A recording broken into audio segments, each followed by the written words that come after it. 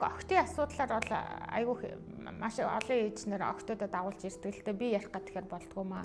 За бэлгийн замын халдварууд гэдээ ярих юм бол зөндөө олон халдварууд байгаа. Архаг болоод хурцаар илэрдэг халдварууд гэж байна.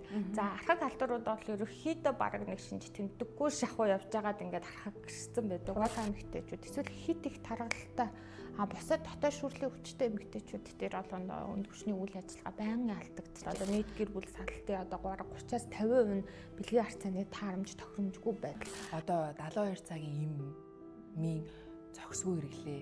Манай багш балаараа дагаж наач цоорт юм байгаа зү. Нэрээ бас. Эрэгтэй хүмүүсийн хувьд тестостерон бол одоо амин чухал гол одоо core тий гормон бол эмэгтэйчүүдийн хувьд бол эстрогон маань бол одоо хамгийн одоо чухал даавар гэх юм уу да.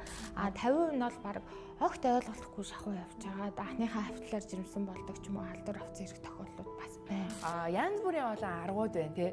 Одоо спрайл байна, суулгац байна, имийн арга байна гэх мэтчлээ.